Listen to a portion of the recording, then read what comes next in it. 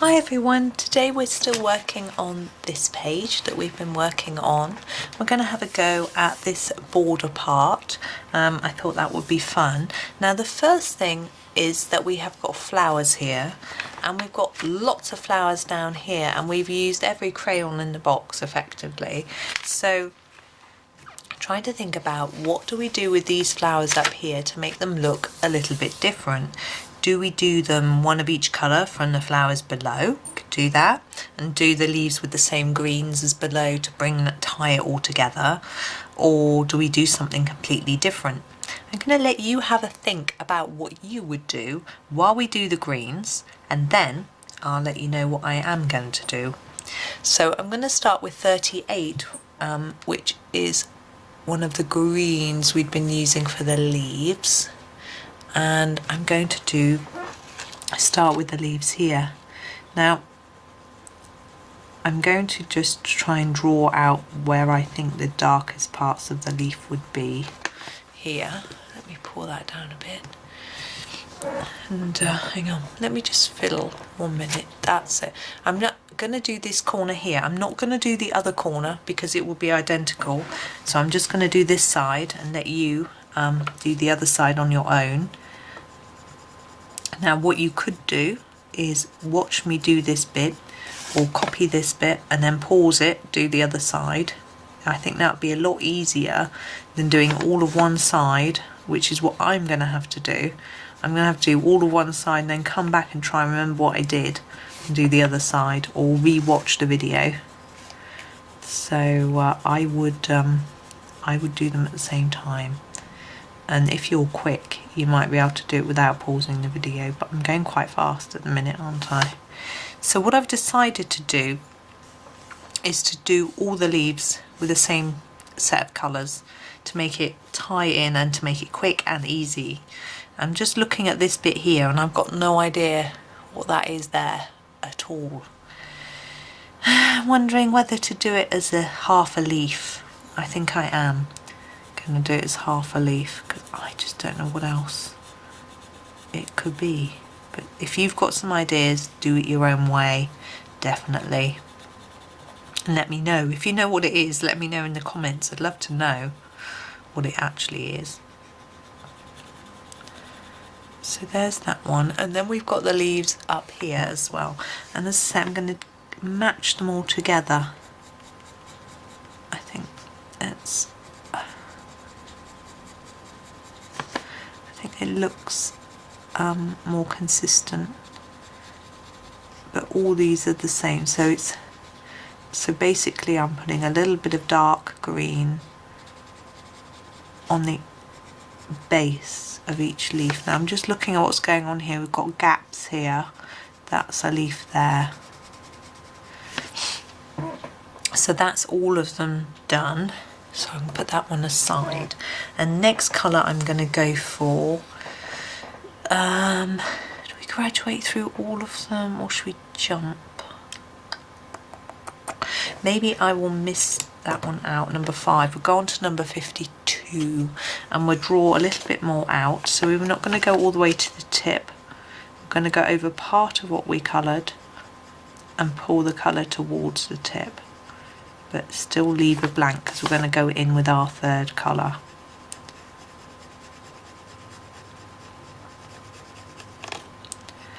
I'm actually, part of the reason I'm keeping this simple so it's easy for me to match it up on the other side when I do it off camera, and it will be easy for you as well because every leaf is done in the same way.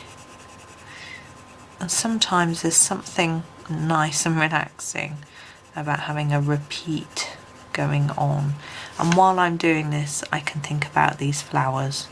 What am I going to do with these flowers? Am I going to do them all one colour?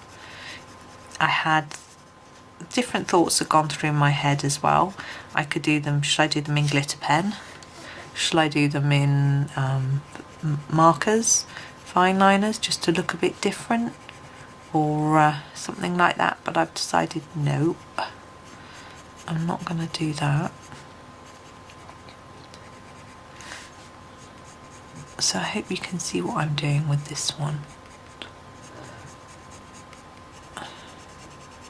So every leaf has now got 2 colours on it, and we're going to lastly, put that one away, we're lastly going to go with number 50, and I'll probably go over the whole thing just to draw it all together. And I find the 50 is a nice vibrant colour. It really warms up the green. And I think there's a lot of yellow in this colour because it's warm. I find that really attractive. I like warm colours.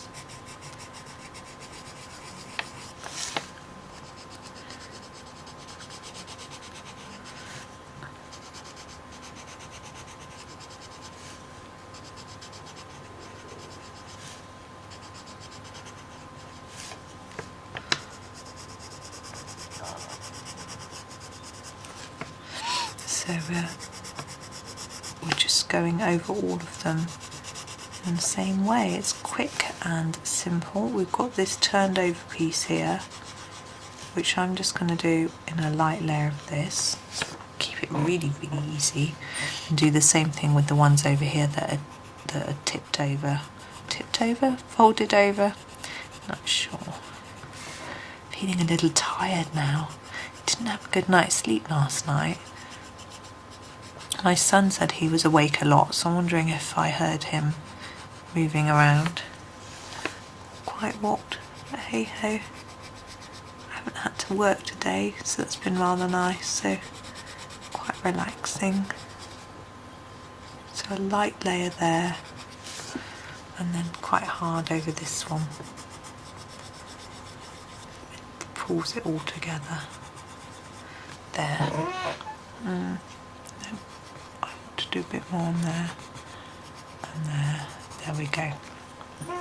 Okay, so that's those, the green. I'm just checking I've done all the green. Yes. Okay, my next plan is the flowers.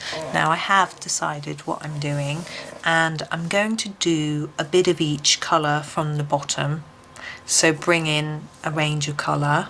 So I've decided to do quite vibrant, so I'm going to go with the purple, number 6, I've got to find it, the red, number 29, how many have we got? We've got 4, an orange, I'll go for number 4, and not a yellow, a pink, yes, should we do that one? Yes, we'll do that pink, number 61, and the little ones are all going to be the same colour, and they're going to be the blue, number 63. So I'm going to start with the blue because these are going to be simple. So they're just going to be a block of blue, nothing tricky or fancy. They're small. Now the centres of all of these are going to be the same colour as each other to draw it all together. So like the leaves, it will help to add some consistency, I suppose.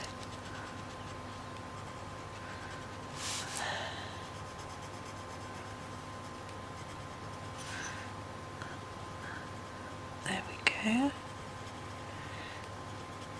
Now that's that one. Now I'm going to grab my red, and I think I'm just going to do this one. I'm going to do them all with the same way of shading. Well, it's not really shading, but the way of laying colour down. So do more down here and less towards the end. I think if it's consistent throughout, again, it will just make it look more uniform.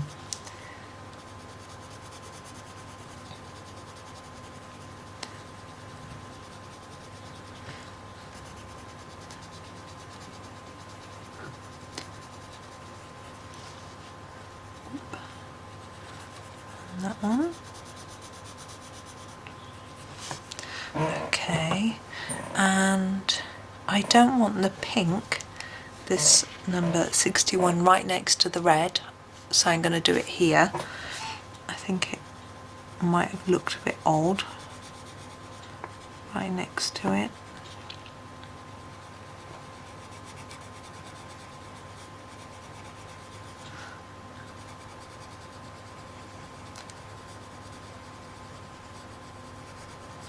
So there's that, it's just exactly the same technique.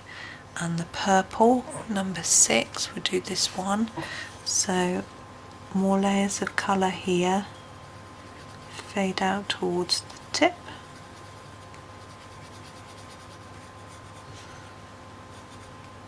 Here.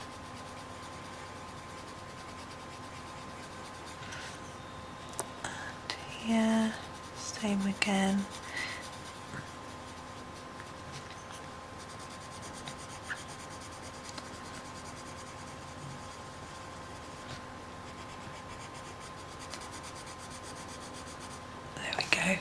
You can use your style however you like to colour to get that effect. Number 4, so we're going to do this one in the orange.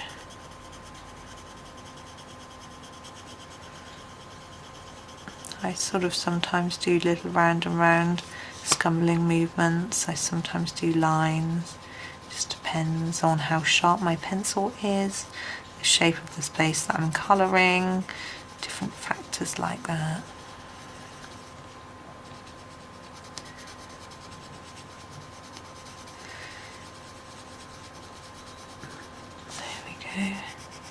Now we've got, I'm going to do the, now we've got a background here and we've got the flower centres to do. It's very tempting to do the flower centres yellow, but I'm going to do the background yellow, and so I'm going to do the flower centres in a different colour. What I've decided is do the background first, so I'm going to grab number 1, I'm just going to start filling it in. Now I have said before that I find yellow quite difficult in a big area to see whether I've covered all the space, so you'll have to forgive me. I am going to colour over these dots because I'm going to use a pen to put those back in. But the reason I feel that yellow is just warming and vibrant, and so I think it just works with all these colours, and it's sort of missing in these flowers. It's a colour that we've used at the bottom as well, so there's lots of reasons for using the yellow.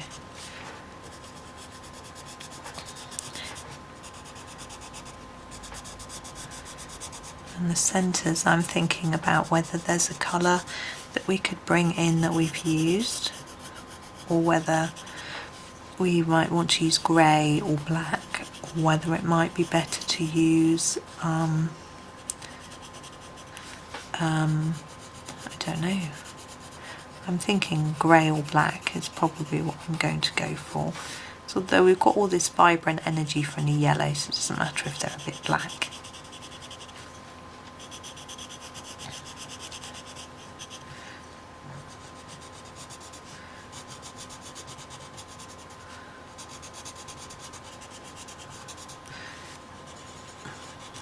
Now I think I probably would have preferred this in a slightly creamier colour actually. But it's a bit late now. We don't have a creamier colour in the Ergosoft. It's either vibrant or not.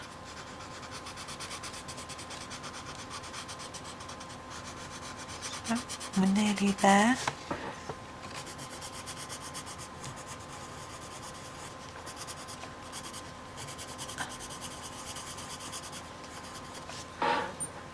Okay, I think that's done. I may change my mind when I photograph it and see all the gaps. But as far as I can see, it's done. And now the centres, and I'm not going to go with a black, I'm going to go with a grey. So I'm going to do number 8 and do all the centres. And I'm just going to do them in a solid colour because some of them are quite small.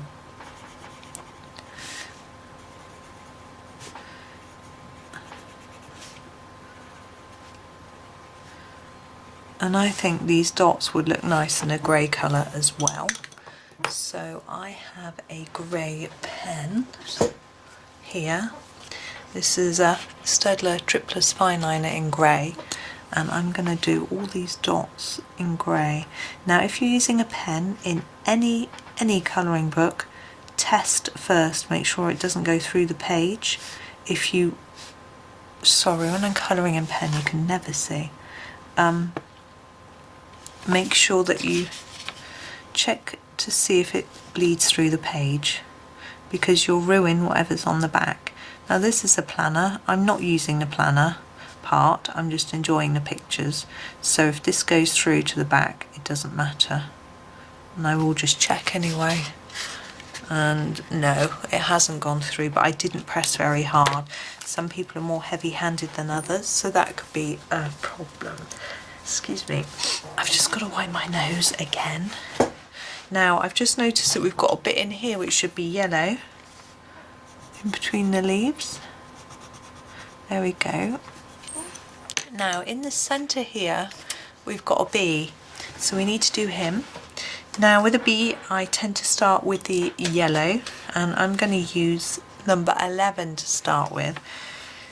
I'm trying to think. I like to do the head black, so I start my first yellow stripe here, and whether it then finishes on the bottom one or not depends on how many stripes has been drawn. I always think the bottom should probably be black, but it doesn't matter. So you see, I've just done a little part to start with, and I'm going to use the number 1 that we've been using for this background to complete that, but I'm going to try and leave just a little white line in the middle. You probably won't see it because of it being yellow and things like that. And then for the body, I'm going to grab my grey, number 8, and use that for these stripes and make it much darker here and lighter towards the middle. And what that does, if it works, is makes our bee look a little bit shiny, which I like. Need to make sure I get that bit. There we go. There he is. And we need to do the head again in the same way, so harder on the edges, less towards the middle. There we go, and the eyes.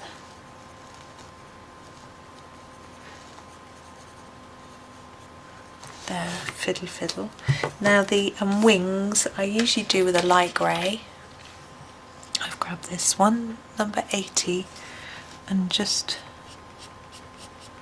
I usually do that so that I have a little more colour towards the body and fade out to none on the edge of the wings. Right, I'm just going to grab the yellow that we used for this background, which was number 1, and do a bit here and here, as if we're looking through here, as if there's a hole in there. Okay, now that's most of that done, but we've got this sort of border part around, and what I've decided to do with that is to use a pen, a gold pen. So I've got a Posca metallic PC1MR. Shake it up. It's got this sort of nib like this. I'm just pumping it on a piece of paper to get some paint out because I haven't used it for a while. And we'll make a start on this. So with Posca, with any pen, gel pen, paint pen, you could use a gold gel pen to have the same effect. You do need to be so careful about smudging. Any of you that use pens regularly will know this anyway, but I'm not a big pen user, so I tend to often smudge my pen, which can be really annoying. So I have to always make a real effort to remember that I try and get the camera to focus on the drawing, not my hand. To put my hand to the correct side of the pen. Now obviously it depends if you're right or left-handed, which way will work best for you. If I take my hand out of shot, it won't go blurry. But the pen doesn't want to work. Let's come up from the bottom here now. Basically I'm going to do the whole border in this colour. I won't do it all for you because it's not very exciting.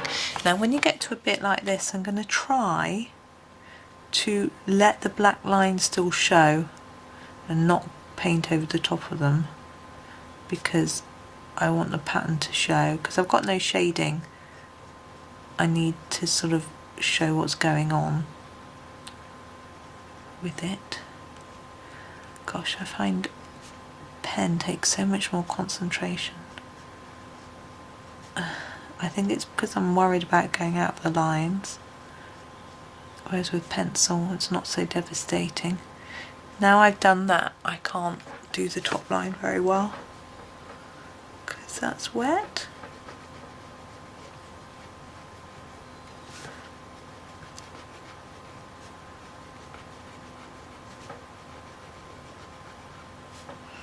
Sorry, concentrating and not talking does not make for an exciting video. Now that's going to go all the way across to the other side. I'm not going to do it all because I shall do it between afterwards, but I think the gold needs to come down around here, I think. Obviously it's decided to stop working. On your piece you decide. And then we need something behind the B, and I thought that some silver will go down well. I don't know when this pen's running out, if it's just misbehaving. But anyway, I'm going to stop with that there and grab my silver. I haven't really used silver or gold much since Christmas, so here we go. This one seems better. And just fill all this in silver, trying not to splodge it all over the place like I do. Now we've got the bee's little antennae or hands or arms. I don't want to paint over them if I can help it. So I'm just being very careful to try to leave that bit without any on. If you do go over it and you want it, then you can always pen over the top after it's dry. Do make sure it's dry. Paint pen seems to take quite a long time to dry, much longer than I ever think it's going to take, often overnight if you do a big area, so just be aware of that. There we go. I think that's pretty much done. Now the only other things we have on this page, I do all this in gold. All this in gold. We've got a snail and a butterfly, so we're just going to do those. I don't know how much more I can zoom in for Mr. Snail. I think we're going to use some colours we've used already. Oh, just checking, my hands feel sticky, but I think I'm okay. Just thinking about the pen. So we've got the dark grey, which I tend to use for the snails anyway, so I'm going to use that for his body. I'm thinking about this shell. I usually do a brown shell, and we did use a brown in a much earlier video on the centre of a flower. I'm just going to look and see which one it was, so that we've got a little bit of tie back to that. I think it was 49. Yes, it was number 49. Good memory of mine. I just checked on my notes because I keep a note of the colours. So we'll do that. That's really simple. We've got a little butterfly here which doesn't want to come into shot. There we go. Now what colour for the butterfly? It's really tricky, isn't it? And we've got this background here as well, which I am going to do in the yellow, in that vibrant yellow we used at the top. So I need to think about that in terms of the butterfly, and I don't think purple might work. Yeah, purple, lilac. That's it, lilac, number 62. With a butterfly, I usually start darker in the centre and then draw colour out towards the edge of the wing so that it's much more intense near the body. That's it. And the actual body of the butterfly I'm going to do in the light grey, number 80. Right, so that is done. We've done all the border particularly this bit. So now it's up to you to complete the other half, and I'm going to do the same as well, and then I'm going to take a photo and it would appear by magic at the end of the video. So I hope you enjoyed that. We're getting there. We're almost done with this page. It's just got to think about the background, which is a bit scary. The sky, eek, but we're going to have a go at that later. So thank you very much for watching. Hope you enjoyed it, and happy colouring.